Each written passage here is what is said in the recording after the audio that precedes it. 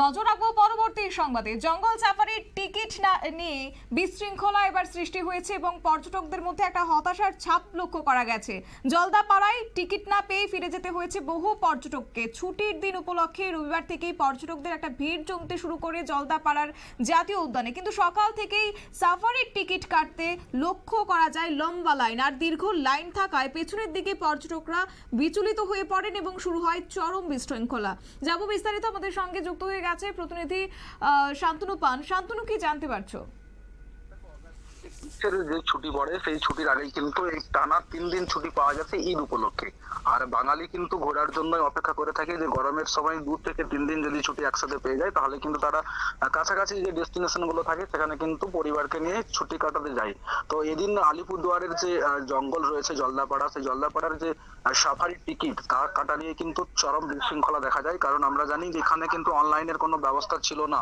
সেই মতোই সকাল থেকে এসে লাইন দিয়ে টিকিট কাটতে হয় যারা ওই উদ্দেশ্যে ঘুরতে যান পর্যটকদের। তো দীর্ঘ লাইন হয়ে যাওয়ার কারণে পিছন থেকে যে সমস্ত টিকিট কাটার জন্য পর্যটকরা দাঁড়িয়ে ছিল তাদের মনের মধ্যে একটা শঙ্কা দেখা দেয় যে আমরা দীর্ঘক্ষণ দাঁড়িয়ে থাকার পরে যদি টিকিট না পেয়ে ফিরে যেতে হয়, তার জন্য কিন্তু নিজেদের মধ্যে একটা কথোপকথন থেকে বিশৃঙ্খলা শুরু হয়। পরবর্তীকালে কিন্তু বেশ কিছু পর্যটক টিকিট না কেটেই বেরিয়ে যান।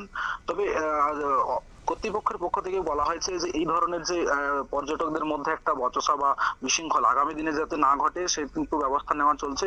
তো ইতিমধ্যেই প্রথম দিনের যেই সমস্যা, সেই অনলাইন বুকিং ফের যাতে চালু হয় সেই দাবি কিন্তু পর্যটকরা তুলেছেন।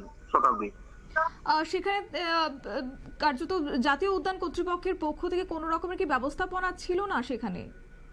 প্রথমে এখানে অনলাইন টিকিটের ব্যবস্থা থাকলেও পরবর্তীকালে সেই অনলাইন টিকিটের যে পদ্ধতি তা কিন্তু অফ রাখা হয়েছিল। কারণ আমরা জানি যে কাজের জন্য কিন্তু পর্যটকের সংখ্যা কমে যাওয়ার ফলেই অফলাইন সিস্টেম চালু করা হয়েছিল। তো যদিও আজকের যে ঘটনা, সেই ঘটনার পক্ষ থেকে যে শিক্ষা লাভ করেছে কর্তৃপক্ষ, তারপর থেকে তারা আরো দ্রুত কিন্তু চাইছে যে অনলাইন বুকিং সিস্টেম যেটা ছিল সেটা ফিরিয়ে আনতে, এবং পাশাপাশি যারা পর্যটক ছিল আজকে যে সমস্যার সম্মুখীন হয়েছে তারাও কিন্তু দাবি তুলেছে যে কর্তৃপক্ষকে অবিলম্বে অনলাইন বুকিং সিস্টেম চালু করতে হবে, নাহলে বিভিন্ন দূর দূরান্ত থেকে পর্যটকরা এসে যদি ফিরে যায় সেটা কিন্তু একটা খারাপ বার্তা যাবে সরকারের পক্ষ থেকে, বা কর্তৃপক্ষের পক্ষেও সেটা কিন্তু খুব একটা সুস্বাস্থ্যকর হবে বলে মনে করছেন না। শতাব্দী, ধন্যবাদ। আপনারা শুনলেন, অর্থাৎ এক্ষেত্রে পর্যটকদের মধ্যে একটা হতাশ তারা হয়েছেন এবং এই বিশৃঙ্খলার মাঝে যারা লাইনের প্রথম সারিতে ছিল তাদের বদলে পেছনের সারিতে থাকা পর্যটকরা টিকিট পেয়ে যায় বলে অভিযোগ তারা করেছেন, যা নিয়ে ক্ষোভ প্রদর্শন করে পর্যটকরা এবং বাধ্য হয়ে সাফারি না করে জলদাপাড়া থেকে ফিরে যেতে হয়েছে তাদের।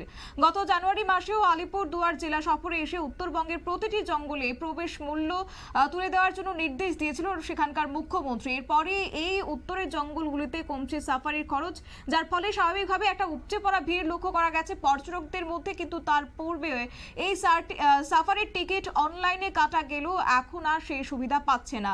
যদিও পর্যটন স্থলে এসে লাইনে দাঁড়িয়ে কাটতে হচ্ছে টিকিট, এবং যার কারণে একটা বিশৃঙ্খল পরিস্থিতির সৃষ্টি হয়েছে বলে দাবি করা হচ্ছে। অপরদিকে এই অনলাইন বুকিং ফের যেন চালু করা হয় সেই দাবিটাও কিন্তু রাখছেন পর্যটকরা, না হলে আগামী দিনে একটা ব্যাপক প্রভাব পড়তে পারে এবং খারাপ একটা ছাপ সৃষ্টি হতে পারে পর্যটকদের মধ্যে।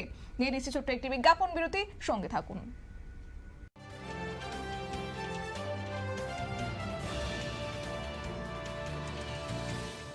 মাংস যখন রাধি